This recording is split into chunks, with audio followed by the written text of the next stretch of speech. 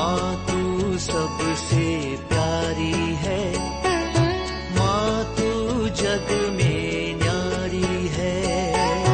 माँ तू सबसे प्यारी है, माँ तू जग में न्यारी है। अपने आंचल में रखना, अपने आंचल में रखना। हमें वरदानों से भरना। माँ तू सबसे प्यारी है, माँ तू जग में न्यारी है। माँ तू सबसे प्यारी है, माँ तू जग में न्यारी है। पिता, पुत्र और पवित्र आत्मा के नाम पर आमीन। आप सबों को जय यीशु। योहन का सुसमाचार उसके अध्याय 20 ईसा मसीह के पुनरुत्थान के विषय में जो लिखा हुआ कुछ भाग को पढ़ना चाहूंगा। वहां पर सबसे पहले मरियम मगदलेना बड़े सवेरे प्रभु के कब्र पर पहुंचा। कब्र खुला हुआ और स्वर्गदूतों से उनका मुलाकात, और वो आकर के शिष्यों को ये समाचार देते हैं। ये सुन करके पेतरुस और वह दूसरे शिष्य कब्र की ओर चल पड़े।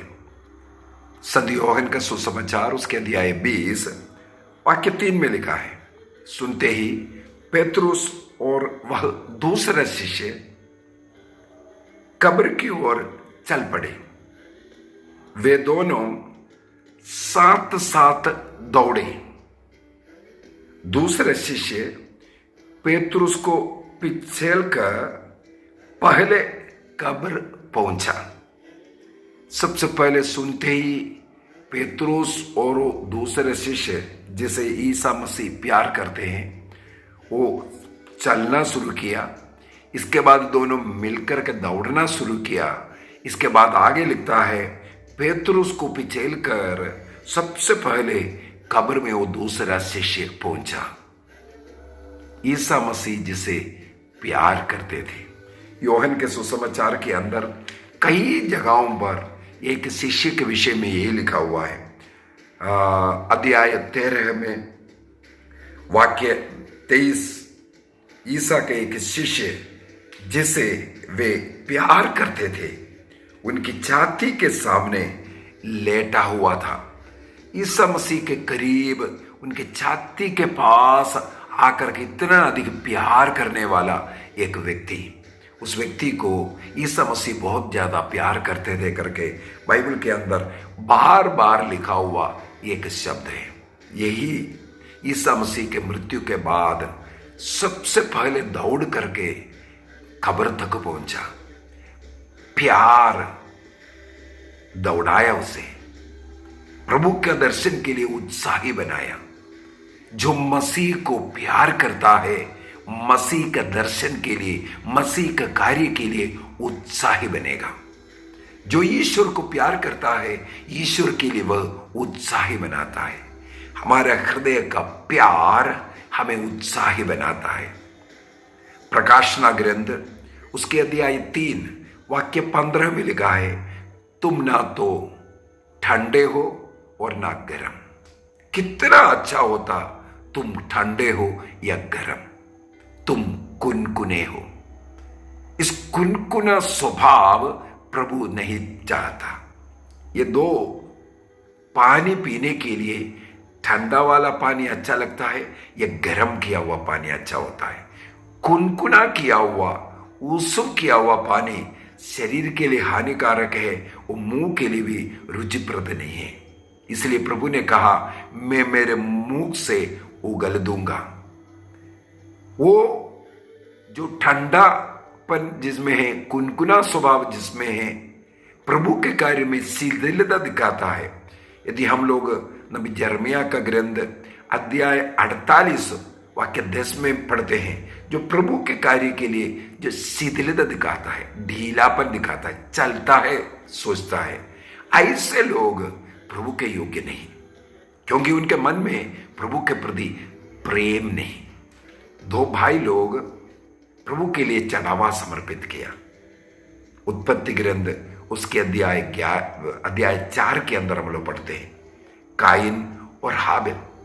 काइन ने अपने खेतीबाड़ी से जो मिला हुआ चीज है उनमें से कुछ प्रभु के लिए अर्पित किया, लेकिन काइन के हाबिल के विषय में लिखा हुआ है वो अपने सर्वोत्तम भेड़ों में से सर्वोत्तम मेमने को वो प्रभु के लिए अर्पित किया। दोनों का मनोभाव, एक बड़ा भाई कुछ समर्पित किया, दूसरा सर्वोत्तम समर्पित किया। जिसके हृदय में, जिसके मन में प्रभु के प्रति आदर सम्मान है, उत्साह है, वे सर्वोत्तम समर्पित किया। इसलिए उत्पत्ति ग्रंथ के अंदर अध्याय 4 के अंदर लिखा हुआ है ईश्वर ने हाबिल को और उसके भेड़ को स्वीकार किया। सबसे पहले प्रभु ने हाबिल को, क्योंकि वो किस प्रकार का मनोभाव, अपने हृदय में किस प्रकार का प्रेम प्रभु के प्रति रखता है, उसको स्वीकार किया और उसके साथ उसका भेड़ को स्वीकार किया। वाक्य 4 के अंदर, उत्पत्ति ग्रंथ अध्याय 4 वाक्य 4 में हाबिल ने अपनी सर्वोत्तम भेड़ों में से पहलोटे मेमने को प्रभु के लिए अर्पित किया। प्रभु ने हाबिल पर प्रसन्न होकर उसकी भेंट को स्वीकार किया। हाबिल पर प्रसन्न होकर भेंट को स्वीकार किया। वाक्य 5 में क्या लिखा है कि दूसरे काइन और उसके भेंट उसको अस्वीकार किया। सबसे पहले काइन को अस्वीकार किया क्योंकि उसका मनोभाव प्रभु के प्रति प्रेम नहीं, प्रभु के प्रति एक उत्साह नहीं। प्रेम जिसके मन में है वो उत्साह दिखाता है। किसके मन में प्रेम है? जो प्रभु की आज्ञाओं का पालन करता है, धार्मिक जीवन जीता है, उनके हृदय में प्रभु के प्रति प्रेम है, उत्साह है। योहन का सुसमाचार उसके अध्याय 14 वाक्य 15 में लिखा है, यदि तुम मुझे प्यार करोगे मेरी आज्ञाओं का पालन करोगे। पहला योहन अध्याय 5 वाक्य 3 में भी लिखा है, ईश्वर का प्रेम का अर्थ ही यही है, ईश्वर का नियमों का हम पालन करते हैं। एक धार्मिक व्यक्ति, ईश्वर के नियम के अनुसार चलने वाला, ईश्वर जैसे आचरण करने वाला, ईश्वर के मार्ग पर चलने वाला, वो अपने जीवन में प्रभु को पहला स्थान देता है। उनके हृदय में प्रभु के प्रति एक प्यार रहता है। वो प्यार उन्हें उत्साही बनाता है। योहन में उत्साह था, इसीलिए ईसा मसीह को अरेस्ट करते वक्त योहन उनके साथ चला, हर जगह पर चला। क्रूस के नीचे भी वहां था। अन्य शिष्य लोग सब दूर है, लेकिन योहन जो मसीह जिसे प्यार करता है क्रूस के नीचे भी था। हम लोग योहन के सुसमाचार उसके अध्याय 19 वाक्य 25 से आगे पढ़ते हैं। क्रूस के नीचे योहन और माता मरियम को ईसा मसीह ने देखा। तब मां से और योहन से प्रभु यही कहा, जिसे मसीह प्यार करते हैं उनके हाथों में अपनी मां को देते हुए कहा।